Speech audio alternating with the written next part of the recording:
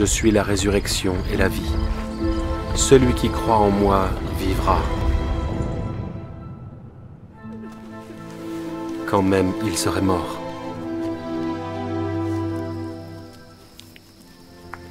Or, la vie éternelle, c'est qu'ils te connaissent, toi, le seul vrai Dieu, et celui que tu as envoyé, Jésus-Christ.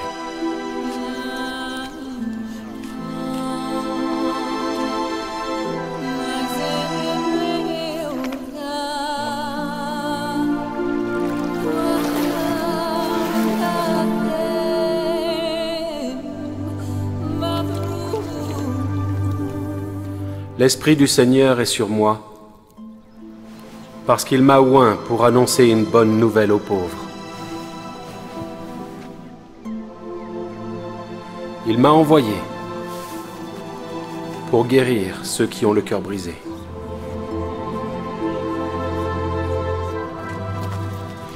pour proclamer aux captifs la délivrance, pour renvoyer libres les opprimés.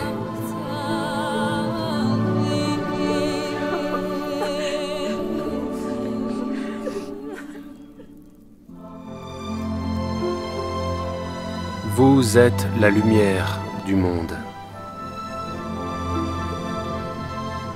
Une ville située sur une montagne ne peut être cachée. Que votre lumière luise ainsi devant les hommes, afin qu'ils voient vos bonnes œuvres et qu'ils glorifient votre Père qui est dans les cieux. Je vous donne un commandement nouveau.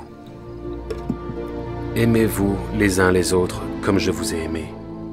Vous aussi, aimez-vous les uns les autres.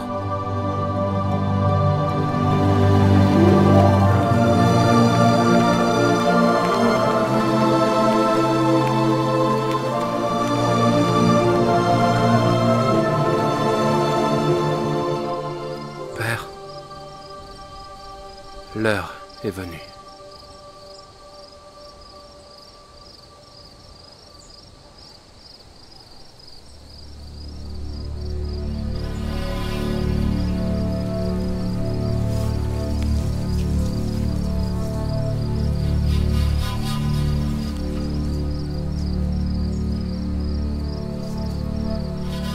Abba.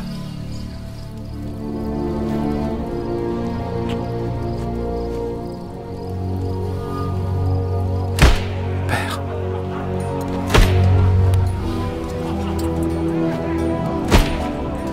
Toutes choses te sont possibles.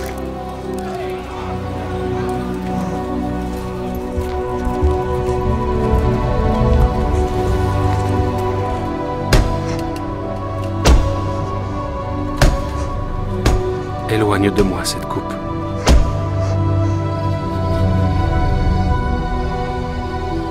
Toutefois, que ma volonté ne se fasse pas. Je remets mon esprit entre tes mains.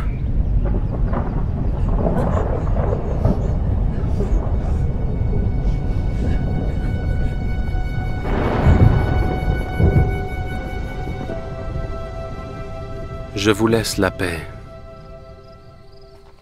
Je vous donne ma paix. Je ne vous la donne pas comme le monde la donne.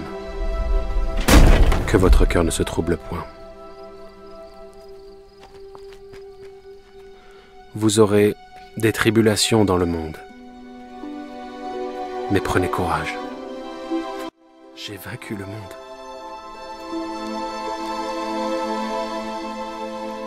Car Dieu a tant aimé le monde qu'il a donné son Fils unique, afin que quiconque croit en lui ne périsse point, mais qu'il ait la vie éternelle.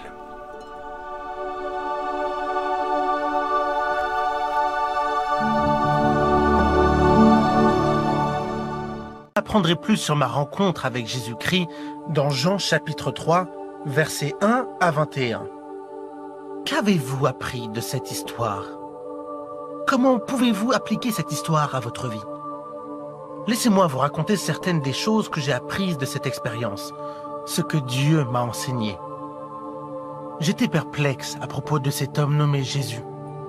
Je savais qu'il était un docteur de Dieu, mais je devais en savoir plus sur sa personne. Jésus m'a dit que je devais naître de nouveau.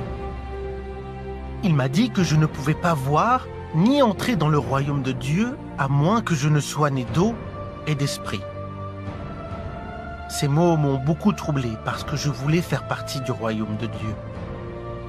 Tout d'abord, je n'ai pas compris quand Jésus disait que le Fils de l'homme devait être élevé tout comme Moïse éleva le serpent. Dans le désert, Dieu laissa vivre les hommes qui avaient reconnu leur péché et regardé le serpent de bronze sur la perche. Ah!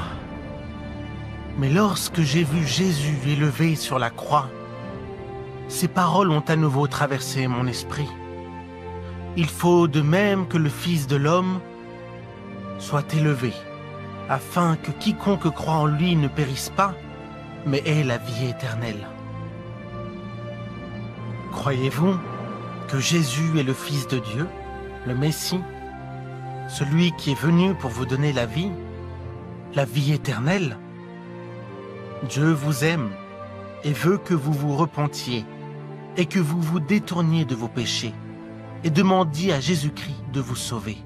Êtes-vous enfin disposé à croire et à recevoir le salut en présent qui vous est offert à travers Jésus-Christ? Si vous voulez vous repentir et placer votre foi en Jésus-Christ, je vous invite à prier avec moi maintenant. Seigneur Dieu Tout-Puissant, j'ai besoin de toi. Je te remercie de m'aimer au point d'être mort sur la croix pour mes péchés. Je me détourne de la voie des péchés et invite Jésus-Christ à pénétrer dans ma vie comme mon Sauveur et Seigneur et faire de moi la personne que tu veux que je sois. Je te remercie de pardonner mes péchés et de m'offrir le présent de la vie éternelle. Amen.